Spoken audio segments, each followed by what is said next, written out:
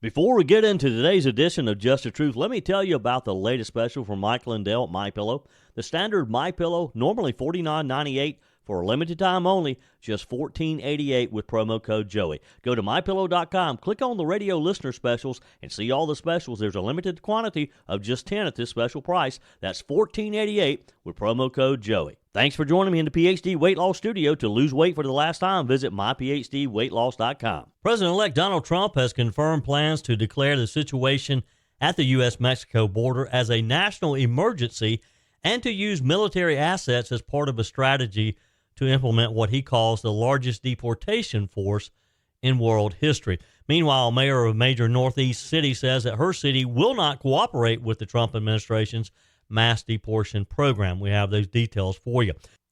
An unexpected meeting between Morning Joe co-host Joe Scarborough, Mika Brzezinski, and President-elect Donald Trump at Mar-a-Lago over the weekend has triggered a backlash among MSNBC staff and liberal viewers. And South Carolina Representative John McCravey joins us to give us an overview of what to be expected in next year's legislative session in the South Carolina General Assembly. I told you we'd be back. And ye shall know the truth, and the truth shall make you free. It's Joey Hudson. I wanted to name it the Joey Hudson bill, but you know they don't allow you to put names on bills. But I wanted to call it the Joey Hudson bill because I know that one's been near and dear to you for a number of years. That's how it's done. Let your voice be heard. And the truth shall set you free. Here's Joey Hudson. President-elect Donald Trump grabbed headlines yesterday, particularly on social media, when he confirmed his plans to declare the situation at the southern border a national emergency and saying that he would, in fact, use military assets as part of a strategy to implement what he is calling the largest deportation force in world history. The announcement came via a Truth Social post, which is one of his favorite ways to launch big headlines like this. And it came about after Judicial Watch's Tom Fitton posted on Truth Social that there was speculation that Trump would, in fact, use the military. And Trump's Truth Social account, we assume with his blessing, just simply replied to Judicial Watch's post saying, yes, that's true, confirming that he was planning to use military assets. Trump's declaration of a national emergency aims to address what he and his supporters have called a border invasion. We all know that our country is being invaded. Joe Biden and Kamala Harris has allowed millions and millions, nobody knows how many millions, to come into our country. And so by invoking the national security concerns, President Trump intends to justify the use of military resources to bolster immigration enforcement. Now, you and I have talked about this quite a bit, and we've all asked the question, okay, he won. Immigration was one of the top two issues that got him elected to another term in the White House, and he has said all along that he plans to deport them. Now we have to decide, okay, how do we do that? It's a major operation, particularly when you recognize that there could be 20 million people. Where do you start? And it just makes sense to use our military forces. Now, the Democrats, the folks who oppose this, are saying, no, you can't do that. Critics and a lot of Democratic lawmakers are saying that this can't be done, that military personnel for domestic enforcement actions can't be done. There's a federal law that limits the military's role in domestic law enforcement. Trump, though, and his team argue that border security is a matter of national defense, which they say allows for the deployment of military assets under emergency powers. I think it's a good use. You agree? Do you agree that it's okay and that it's needed for Trump to use our military forces to round up the illegals, the criminals who came here not with good intentions, and to take them back to their home countries? Do you think that's a good use of our military? Trump has named Tom Homan, of course, the former acting director of U.S. Immigration and Customs Enforcement. He's designated him his border czar, and Holman embraces the title, unlike Kamala Harris, who never really admitted to being the border czar. Holman is a well-known immigration hardliner, if you will, who has previously advocated for aggressive enforcement policies and says, basically, hey, I'm going to do this. I've been tasked with rounding these folks up who are here illegally and sending them back from whence they came. He's gotten pushback, of course, from mayors and other elected officials around the country, saying that they will not cooperate in a mass deportation operation. He said last week, if you're not going to help, just get out of my way. Throughout his campaign, Trump has pledged to tackle this problem, again, calling it an invasion for what it is. It is an invasion. It was one of his top two issues in the campaign, just like in 2016 when he started building the wall, and then Joe Biden on day one signed executive orders to reverse everything Trump had done to secure our border. Now, it's not going to be that easy because we know they're going to put up a fight. An example of that is Boston's Democrat Mayor Michelle Wu. In an interview with WCVB, Mayor Wu expressed her commitment to protecting Boston's residents, particularly undocumented immigrants who contribute to the community and local economy. Wu emphasized the importance of city services being accessible to all residents regardless of immigration status and voiced concerns over the widespread fear that federal deportation efforts might create. Now, how can an elected official, how can someone like the mayor of a major city justify her stance against the federal government? She said, we're not cooperating with those efforts that actually threaten the safety of everyone by causing widespread fear and having large-scale economic impact.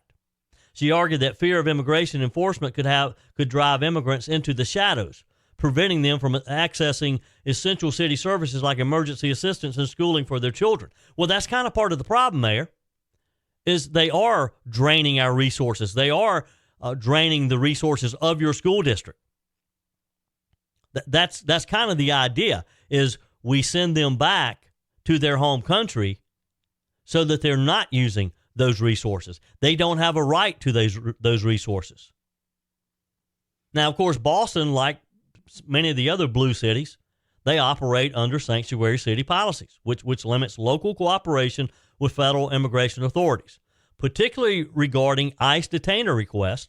Under these policies, local law enforcement is typically barred from holding individuals for ICE without a warrant, even if those individuals have criminal charges.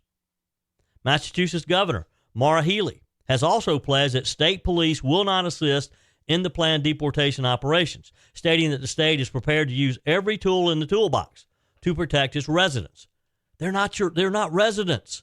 If they're here illegally, they are not Massachusetts citizens. They're not citizens in our country at all. Mayor Wu's stance comes amid criticism, of course, that sanctuary policies can lead to dangerous individuals being released back into the community. And we've seen that happen with some of the major crimes in some of the larger cities.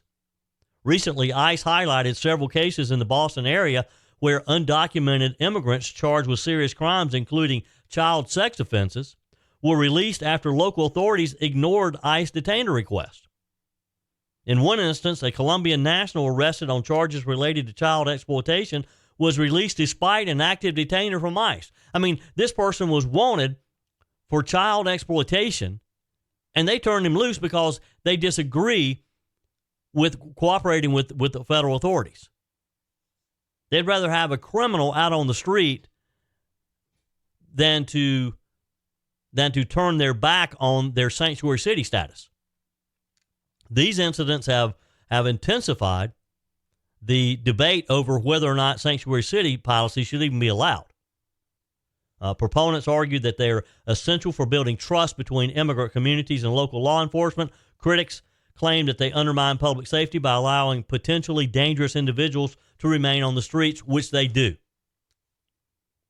Again, I never understand how any elected officials who has sworn to uphold the law of the land, how they can justify not cooperating with law enforcement officials when they have a criminal, a known criminal, in their custody, but yet they turn them loose because they don't agree with the immigration status.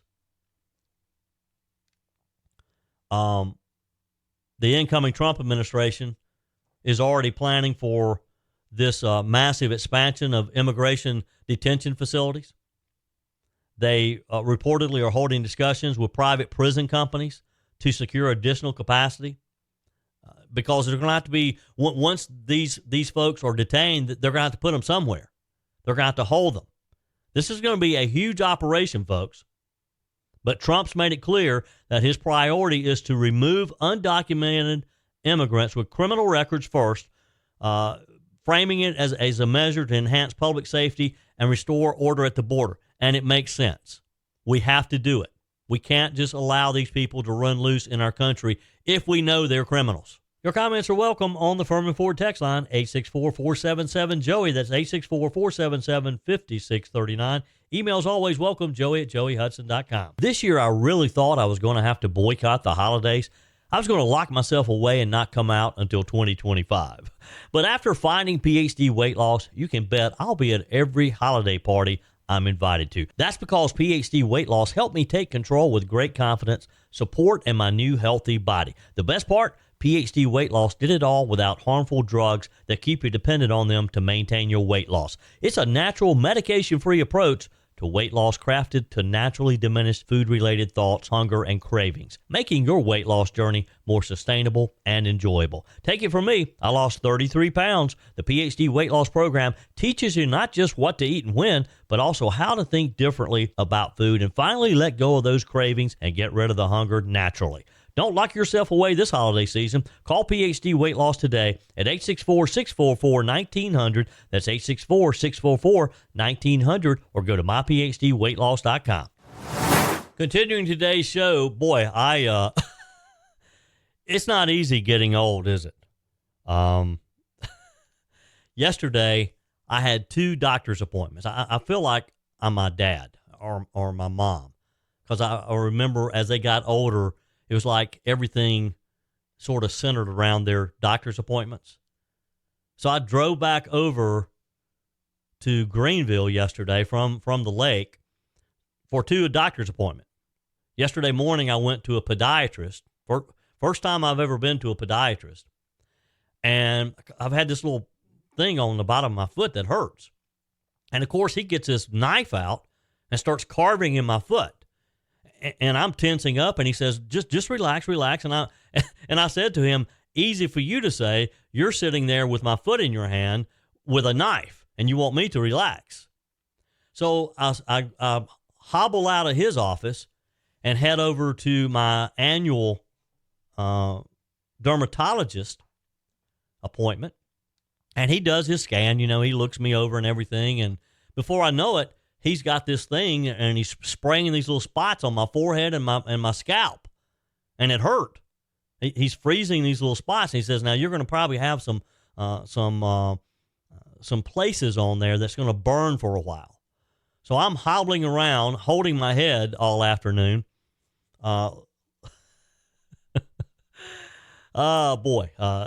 Getting old. It's not for the faint-hearted, but hey, it beats the alternative, doesn't it?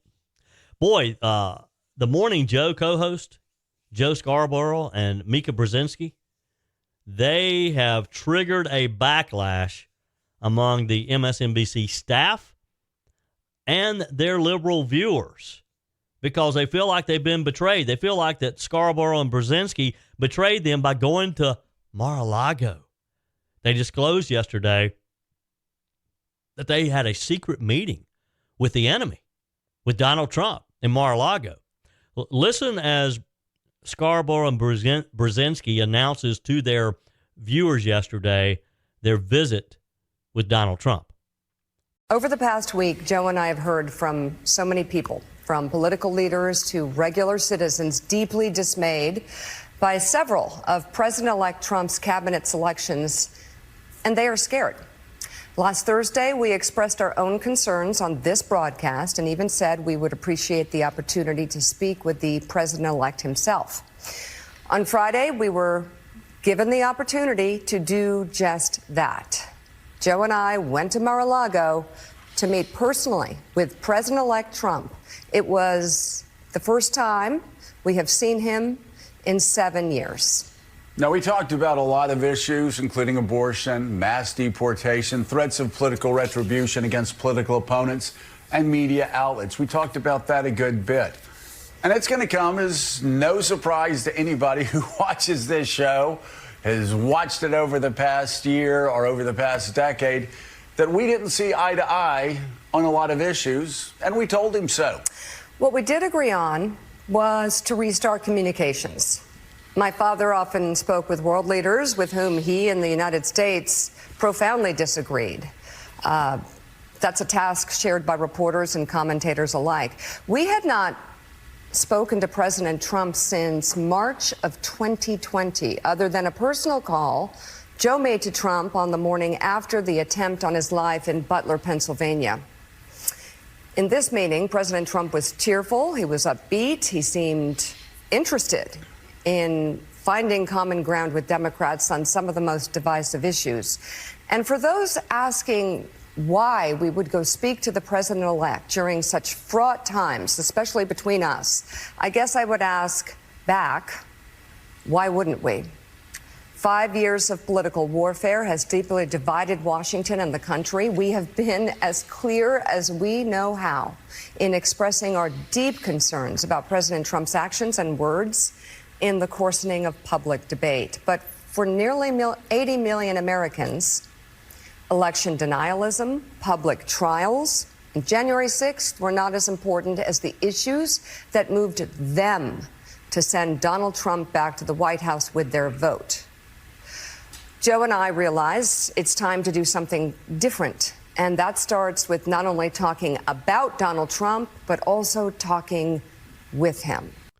And with that, it just pushed some of their staff, reportedly, and viewers over the ledge. One unnamed MSNBC employee labeled the decision as cowardice, accusing the host of obeying in advance and aligning themselves with Trump despite their previously antagonistic stance. The staffer added that the move seemed opportunistic, highlighting a growing rift between the network's morning stars and supposedly the broader MSNBC team. Contributors like Jennifer Rubin and Katie Fang voiced their disapproval on social media, with Rubin calling it a disgusting, or calling it disgusting, and Fang criticizing it as a form of normalization that could undermine the network's critical approach towards Trump. I say that it is. I think they're right. It is opportunist. These folks realized that their ratings have tumbled, and they're trying to figure out what to do to get back in the game.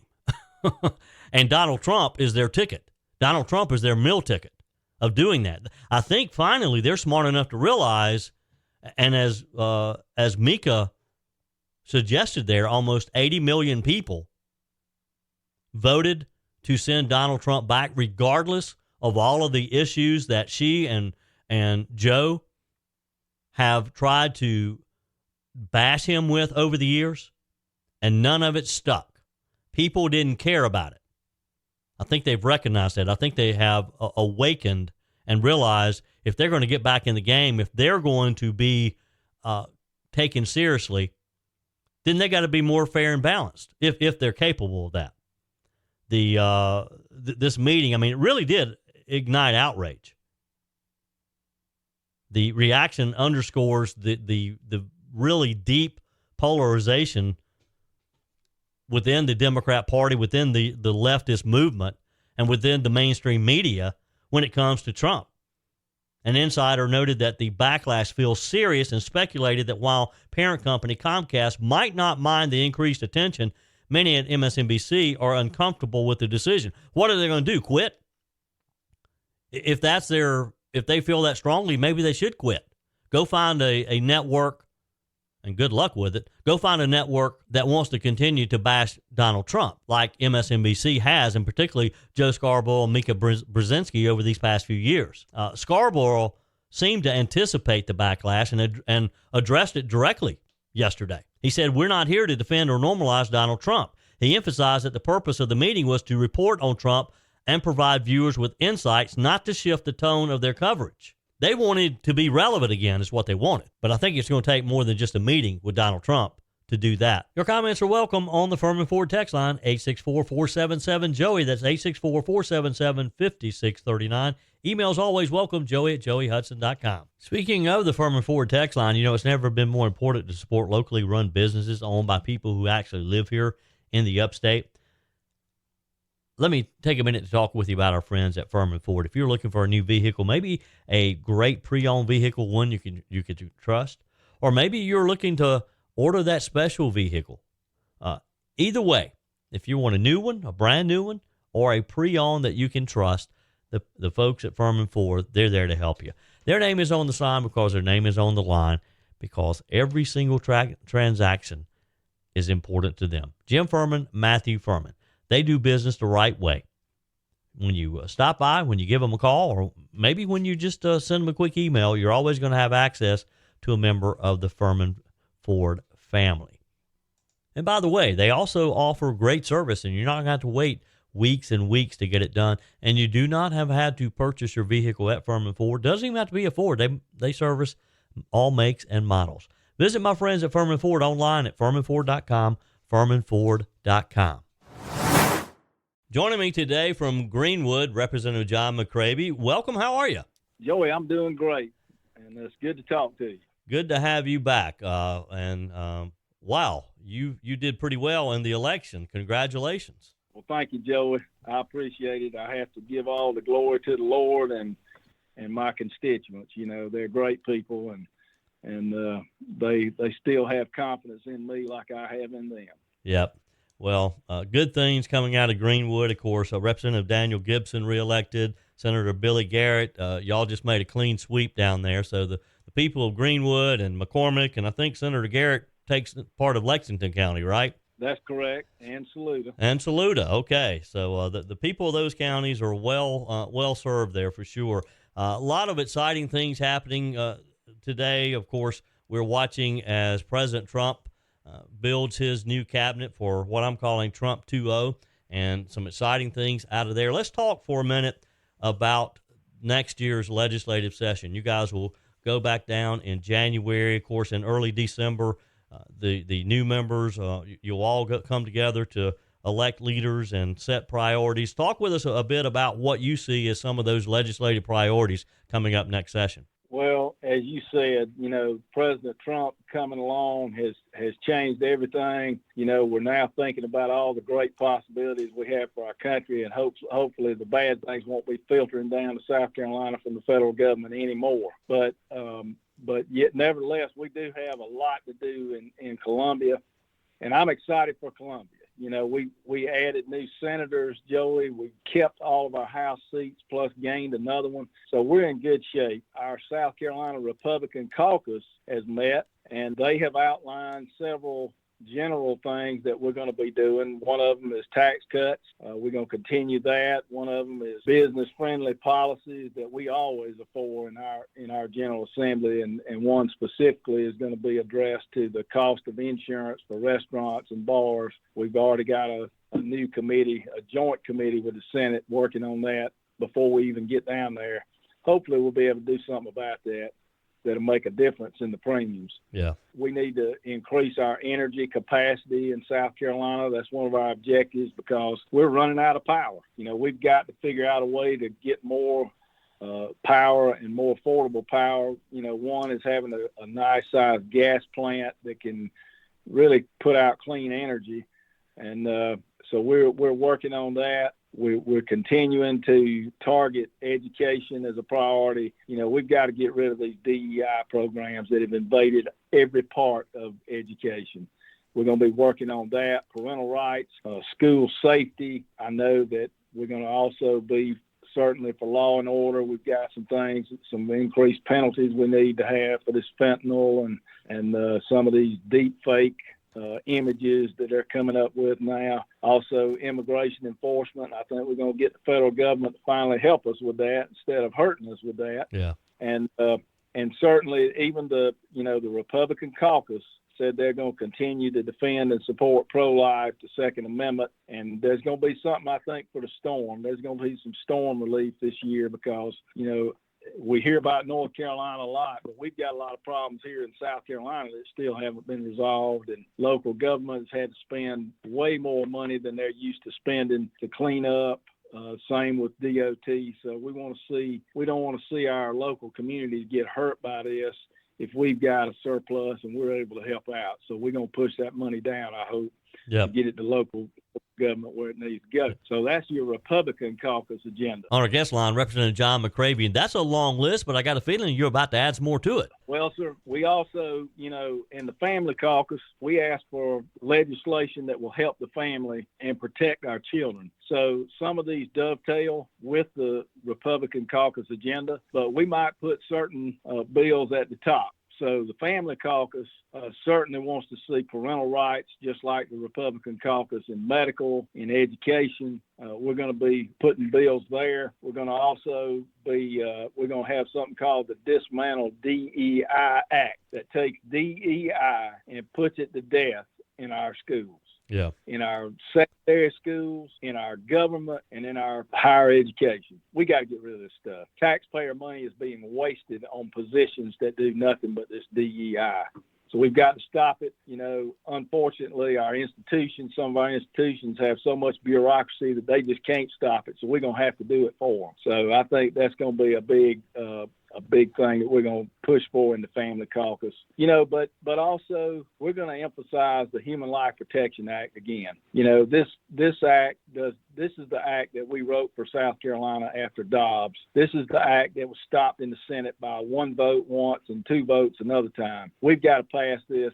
The House of Representatives passed it 3 times. We've got to pass this and get it through so we can move on to other subjects, because this subject is not going to go away, Joey. People who care about life want to protect all life. We want to make sure that when a woman is known to be pregnant, that baby is protected. And we want to protect it. Not only the family caucus wants to see that protection start there, but we don't want it to end. We don't want them to be indoctrinated in the schools. We don't want them to be taught DEI when their parents aren't looking. We want our kids to be protected. We don't want them to be convinced they're the wrong sex. So this is a theme that runs through the family caucus, and we're going to emphasize those. And we're going to fight to get this bill up. Yeah. We're not going to I haven't heard any opposition in the Republican caucus to this bill. The Republican platform, certainly it's consistent with that. So I expect it to come up fairly as a priority. If it doesn't, we'll be fighting to make sure it does. Yeah. So I wanted to mention that. So I'm also sponsoring a few bills. One of my main bill I'm sponsoring is the Human Life Protection Act, as you might imagine. Yeah. But I've got an idea on some other things. We still pay property tax after we finish paying off our property, after we retire, after you're 65. Guess what? You're going to still pay property tax all the way up until you die on the property that you own. The state thinks they own it, and they don't. So I think a good place to start is giving property tax relief for seniors. And I know we have a homestead exemption for $50,000. Nobody's house sells for $50,000 anymore. Yeah. That thing needs to be increased to $1 million at least. And that will give people who have worked hard all their life to buy something and pay it off, that'll give them finally freedom on that. And I would replace that. I think it ought to be a revenue neutral bill, so we could I've been told less than 1 cent on a sales tax would take care of all the property tax for seniors. Mm-hmm. Wouldn't you trade a half a penny for doing away with all senior property tax? I think the whole state ought to get behind that. So that's what I'm going to try to do. I know it's ambitious, but I tell you what, I think we need relief. Yep. I would agree with you there. That's right. And so, there's also a problem in our state when it comes to, and I'm switching subjects, obviously. There's a problem when it comes to covering our dependents to become pregnant. So now dependents are covered by health insurance to the age of 26. But when they get pregnant, guess what? The insurance company says, oh, well, you're not covered for this pregnancy because you're a dependent. We need to end that. I mean, if you're covered, you ought to be covered for everything. Yeah. So I think we can end it to a certain extent. There's certain laws we can't go behind that are federal, but every other policy ought to cover women who have maternal care when they're a dependent. I mean, I just don't understand this. And this hurts life. It hurts the family for that not to be covered. Yeah. That's another bill I'm going to sponsor. One that your readers, your listeners may be interested in. You know, we had, for the first time in our area, we experienced a hurricane that took out all the power. Yep. The biggest problem we had, Joey, and I don't know whether your listeners notice this, but we had fights in gas lines because there weren't enough gas stations that had a generator that could get the gas out of the ground, so people were waiting in line to the one or two that could. Yeah. And to me, you know, Florida, they take care of this. They have a law that says, look, if you're going to be a gas station along an evacuation route or a major highway, you need to wire your gas station. Just wire it. You don't have to have a generator, but wire it where a generator can get that gas out of the ground and run those essential services. And so in their state, they did this a long time ago because they've had so many hurricanes. It's time for us to think about doing something along this line. You know, when you got a big chain of gas stations, it's got more than 10 pumps and they've got, 50 different gas stations in our state, they can afford to just put a wire in to make sure a generator can run that gas station. Sure. So I think we need to do that, and that'll prevent, I think, some of the chaos we experienced. But you learn from these things. Sure. And that's one thing I think we can learn from. And a lot of responsible stations, a few did, have those generators going. Well, that's a nice compromise there, not mandating that they have it, but that it's ready for it so they can rent one for those few occasions when they absolutely need it. We may, in our lifetime, may never have another storm like that, but certainly they'd be ready for it. If they had been wired, they could have rented generators and could have helped people, because you're right, that became a real problem with people not being able to get fuel, and they panicked. And so I certainly understand that. On our guest line, Representative John McCravy from Greenwood. This is a long list of things, so it sounds to me like you guys are going to have a busy session come January. We're ambitious. There's no way we're going to pass everything I just talked about, or we'd be there for a couple of years. But yep. The legislative process doesn't move as fast as I can talk. But yep. But I'm really optimistic that we're going to hit on a lot of these things, that we're going to stop some of the bad things in our state, that we're going to promote some really good things. And that's the reason people are moving to our state so fast, they can't even rent U-Hauls quick enough. Yep. Because we have stayed conservative in South Carolina. We want to keep it that way, and we want to go forward and continue to make this state a great place to work and live. Yep. Well, all good things, and we'll be right there with you all along the way, updates along the way as you are in session next year. It's an exciting time for sure. John McCravy, it's always a pleasure. Appreciate your time today. Thank you, Joey, and we appreciate you. Whether you're replacing a broken appliance or maybe you're just upgrading, you're totally remodeling the kitchen, when it's time to get those new appliances, when you're ready for them, you don't want to have to wait weeks or even months to get started using them, right? Well, that's not the case when you shop with my friends at Discounted Appliance Warehouse. With over 11,000 square feet and 1,500 appliances at any given time, you can buy today and use today quite often. I'm talking about shopping with my friends at Discounted Appliance Warehouse in Pickens. It's worth the short drive over to Pickens. Jeff, Johnny, Kyle, the whole team over there, they'll take good care of you. They have an award-winning service department, expert installation, extended warranties, and at Discounted Appliance Warehouse, they treat you like family. You're more than just a credit card swipe to all the team over there. Discounted Appliance Warehouse, they're proud to offer Speed Queen, the only washer and dryers with manufacturer's warranties that cover parts and labor. You owe it to yourself, if you're looking for a new appliance, to head over to Pickens to Discounted Appliance Warehouse online at dawpickens.com, dawpickens.com. South Carolina Representative Nancy Mace introduced a resolution yesterday seeking to prohibit transgender women from using female restrooms within the U.S. Capitol.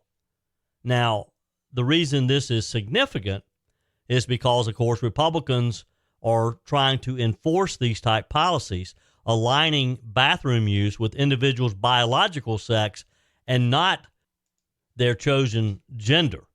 In a statement, Representative Mace emphasized her aim to protect what she describes as the sanctity of protecting women, positioning the resolution as a part of a much larger effort against what she calls the left's systematic erasure of biological women. Representative Mace, who has been a very vocal advocate against allowing transgender women to compete in female sports, has consistently argued for policies based on biological distinctions rather than gender identity, which is what we all believe. We all believe that we should be recognized by what is put on our birth certificate, how we were brought into this, the sex that God made us when he brought us into this world. This resolution, according to its text, would prohibit House members, officers, and employees of the U.S. House from using single-sex restrooms that do not align with their biological sex. Enforcement of the rule would be the responsibility of the House Sergeant at Arms. Now, why is this particularly relevant now? It arrives just weeks before Representative-elect Sarah McBride, a Democrat from Delaware. Yeah, you wouldn't know that she would be from Delaware. A transgender woman. She is, or he is, and I get so confused over these, is set to be sworn into Congress. McBride, who will become the first openly transgender member of Congress, will could face direct implications if the resolution is passed, which everyone agrees it could probably create quite a contentious situation on the House floor. McBride's office has yet to comment publicly on the proposed resolution, but her election is, of course, considered a milestone by the LGBTQ community, being the first transgender person in Congress. And it's potentially setting the stage for a debate on inclusivity and gender identity at the highest levels of our government. Now, people within the House and the House administration point out that the reason that this could present some problems is because of the layout of the restrooms near the House floor. According to insiders, there are separate bathrooms designated for male and female lawmakers located just outside of the Speaker's lobby. However, the women's restroom is positioned on the Democrat side, while the men's restroom is on the Republican side. If Mace's resolution is enacted, it could create complications for transgender lawmakers or staffs, particularly during votes when quick restroom access is necessary. Now, that's the argument that some have made in the media as to why this could be a problem. Now, my immediate response is, well, if you're male and you gotta take a bathroom break and you got to go to the other side if you're a Republican, I mean, that's going to be true either way, whether you're transgender or not. So why is that an issue? Why are the Democrats expected to make that an issue, that it's going to impose a hardship on this transgender member of Congress to have to go to the other side to go to the restroom in a tight situation? Mace's resolution, of course, is part of a Republican strategy to focus on gender and transgender issues, which that's been another prominent part of GOP messaging. I think that was another part of the message, in addition to immigration and the economy, is people are over this far left issue of people deciding that, no, I don't want to be a little boy anymore, I'm going to be a girl, or vice versa. People are tired of that. And the whole argument over whether or not men should be allowed to go in women's restrooms or women's locker rooms, that shouldn't even be a debate. We shouldn't even be talking about that. And especially in reference to the restrooms outside of the U.S. House of Representatives. Wow. On the text line, Katrina writes, "Hey, Joey, Another exciting week for conservatives. It is like Christmas every day. I, like many, think that Joe and Dr. Jill voted red. Dr. Jill usually dresses in fabric that resembles an old floral couch pattern. Wearing red on Election Day was truly a power move. President Trump was the only one commenting that the presidency was stolen from Biden when the gang pushed him out. That alone should have garnered him their votes. But I do think they hate Harris with a purple passion. I'm very happy with the cabinet nominees so far. Even if Matt Gaetz doesn't get approved, just watching the meltdown is a win. On another note, I'm really enjoying your weekend interviews with Deb Sofield. Fascinating. Looking forward to next week. Well, thank you. Appreciate that, Katrina. And if you've missed my weekend show, Word on the Street, it's every Saturday at 12 noon on 98.9 WORD, and again Sunday morning at 7 a.m. Faye says, good morning, Joey. Listening to the trial of the monster who murdered Laken Riley really makes me hurt for her family. Once he was found with her DNA, he should have been dealt with. This young lady's family just did not need to be put through this ordeal twice. I hope Trump will ensure that illegals who murder our citizens won't be given a king's life any longer. Texter, Joey, it's Jennifer. I don't know how long we're going to hold on to it, but this high off of Trump's win is contagious, and people all over the place are uplifted and positive and energized. I'm loving it. We all are loving it for sure. And on the MyPillow message line, Mike from Atlanta. Hey, Joey. It's Mike from Atlanta. Thanks for all you do. I just wanted to say that we won big, but now the work starts. I don't know if anybody else has said this before on the station, but the issue that has got me fired up, and I think every person can get behind, is Trump said no taxes on tips, no taxes on overtime, no taxes on Social Security withdrawals. This is a bipartisan issue. There is no good argument against it. You need to contact your elected officials. There are ways to find out who your elected officials are. We need to contact them and say, hey, make it happen, or I will work against you in the next election. I will find someone to primary you. This is an issue. I live in Raphael Warnock and John Ossoff's district in Georgia, and I live in a Democrat-controlled district also. But I am contacting them. I will contact them once a week until they ask me to stop contacting them, that they know my position. But I am also contacting every single person I know, trying to get more people to register to vote and getting them involved. You have to be registered to vote if you're going to make a difference. And Mike, you are so right. We have to keep those phone calls going, because more than ever, we have to be heard. We have to keep and not just the Democrats. I know Mike is from Georgia, and he has 2 Democrat U.S. senators, but those of us in states with Republican senators, we have to keep the pressure on them as well, because we have to help President Trump deliver what has been promised. And that means keeping the pressure on some of our elected officials. That's it for today's edition of Just the Truth. Thanks for joining me in the PhD Weight Loss Studios. To lose weight for the last time, visit myphdweightloss.com. If you haven't joined my mailing list yet, visit my website, joeyhudson.com. Click on the Connect with Joey button so that you can receive our emails and the most up-to-date news. Also, join me on my YouTube channel. Be sure and like, comment, and subscribe. Just search for Joey Hudson. As always, thanks for spending a few minutes of your day with me. Do me a favor and forward this episode to a few friends. Just click on the share button and send to your contacts. We need to build an army of conservatives to win our country back, and we can do that by continuing to share the truth with our friends and family. Keep those comments coming via the Firmin Ford text line, 864-477-JOEY. Email to joey@joeyhudson.com, and I love your messages on the MyPillow message line. Again, that's 864-477-JOEY, 864-477-5639. Be sure and take advantage of the MyPillow special, just $14.88 on the standard MyPillows when you use promo code Joey. Order online at mypillow.com or call 800-893-4053. We're back again tomorrow and hope you'll plan to join us. Until then, remember, God's got this. He's still in control.